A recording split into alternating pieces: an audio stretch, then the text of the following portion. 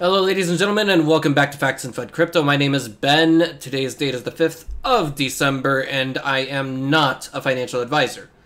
Please consider watching this video at 1.5 times speed. So today I guess we're going to do a few things, but, you know, there's a lot of hype, I guess you could say, in the market right now, and I think it's a good time to take a step back and separate your emotions from your hands for a moment.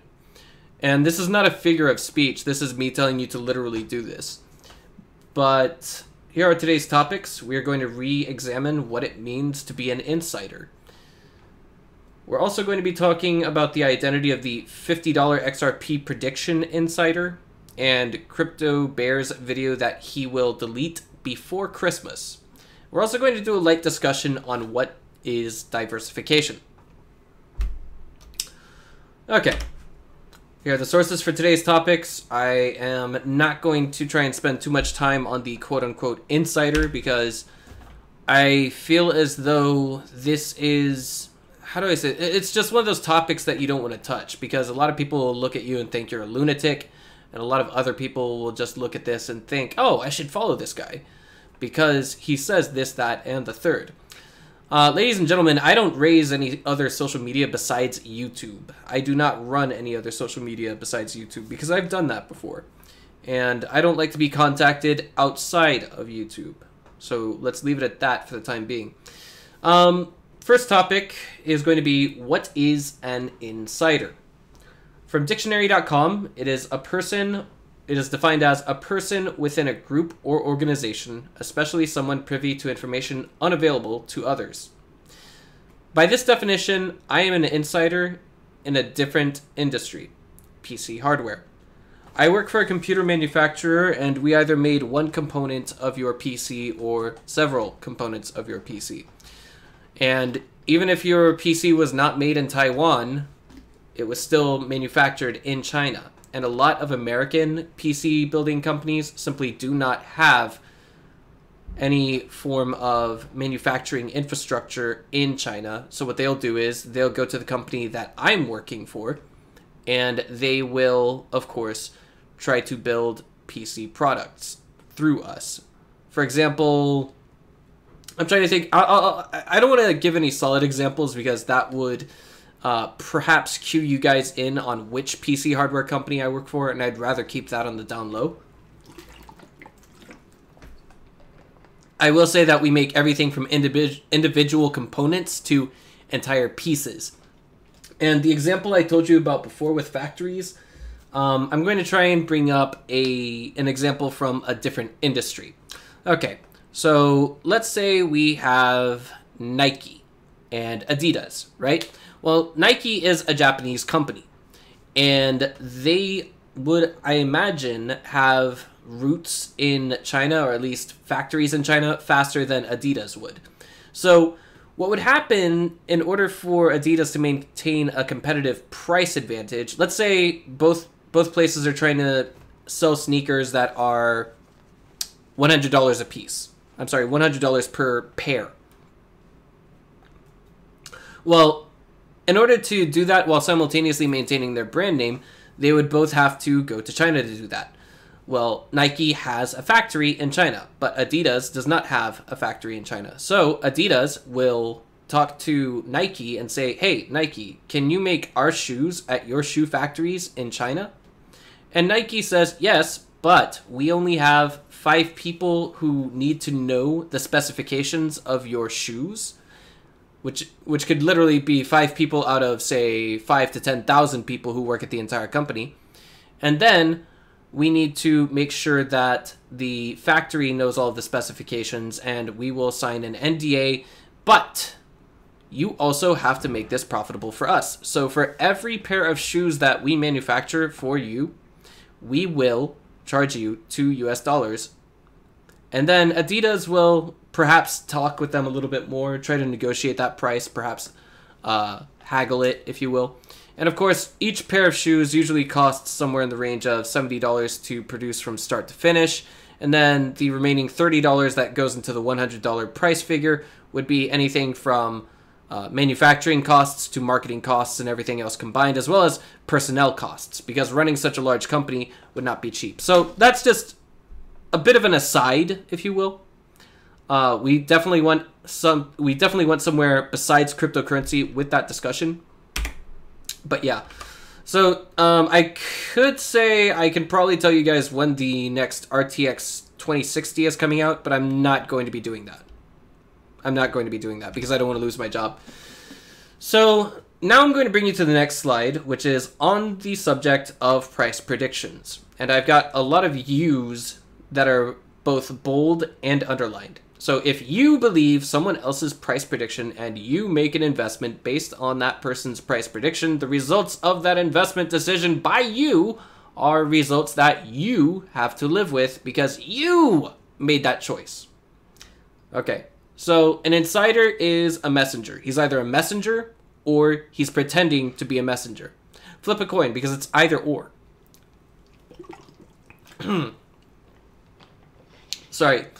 And of course, insiders, quote-unquote insiders, such as this Kichiru Fukui guy, do make for interesting content to put out because there are a lot of people who both ridicule and welcome this kind of inside news. And personally, I don't care what the insider has to say because I'm getting paid day after tomorrow, and when I do, I'm going to buy even more XRP. Why? Because the technology is backed by perhaps the most solid company to exist in the entire history of cryptocurrency to this point in time, and the team behind it, and I believe in everything that they stand for. So what I am going to tell you is no insider told you to make any investment choice. All right? The insider simply put out a message, and whether or not you believe it, it's up to you. And second, this third point here pertains more particularly to my channel. I will only highlight price predictions that other people have made.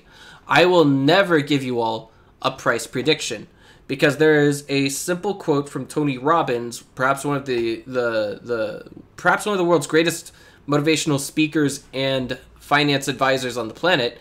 No one can predict the market. All right. And I will say it again. I will never give you all my own price prediction for XRP. Next slide. Kichiru Fukui, the insider exposed, with a question mark. I don't want to go into deep with the Kichiru Fukui information and the insider stuff.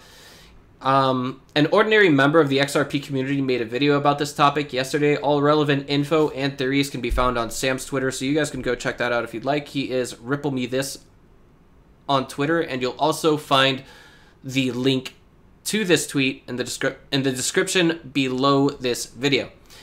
Last but not least, just take every quote-unquote insider's information with a grain of salt. I only make videos surrounding this because it's entertaining. All right, so we're done with that. Now let's talk about Crypto Bear and his hype video. Now, Crypto Bear has been around for a while. He doesn't make too terribly many videos. In fact, I think he's got less than 30 on his channel, but he puts quite a bit of well-thought-out content into this. His most recent video is an anecdotal video, so it's basically, you know, him talking about, oh, I got this amazing email and things like that. He goes into the stuff that's supposed to make you feel amazing, if you will. So the channel owner of Crypto Bear, aka Crypto Bear himself, records himself walking through a Morgan Stanley building. And he walks out to a little patio area where he says he talks with investors there. And he warns everyone, now is the time to buy and to diversify. I'm sorry, but now is the time to buy is not an exact quote, if I recall correctly, but I do remember him specifically mentioning to diversify. So this is where we're going to talk a little bit about diversification. I have almost never talked about any other altcoin on this channel. So diversification. This is not financial advice. I'll say it twice. This is not financial advice. My own opinions on what cryptocurrencies to get into. I mean, if there is an XRP investor out there who is telling you do not buy Bitcoin, that's all his choice. I feel like right now Bitcoin and XRP are both equally good choices to make since the Black Friday sale has been extended by at least another week. But among them, I would also say that Litecoin, and possibly Ethereum could be good choices as well. Now, some of you may be holding Ethereum, and I'm not going to tell you what to do with that. I never bought into Ethereum because I felt as though from the get-go, from the first time I put my eyes on Ethereum, and from the first time I heard of Ethereum, I thought, well, this is too expensive. Maybe I shouldn't really get into it. That kind of thing. And I always thought that, you know, we were basically getting to the top with Ethereum, or maybe it was too late to buy into Ethereum or something like that. And I always thought to myself, you know, I always thought to myself the more amazing returns in terms of cryptocurrency investments would be from the coins that have lower caps that are climbing higher. I'll give you an example. I was pretty big on Neo, and the reason why I was pretty big on Neo was because it was, I believe it was a proof of stake system, but it also used gas with every single transaction on the Neo network. But of course, it did have that node that went offline back in March, and it was also given several blink transaction floods, and that's what caused the value of Neo to go from its all-time high of $200 to gradually plummet down to where it is right now at about $7 or $8 per Neo.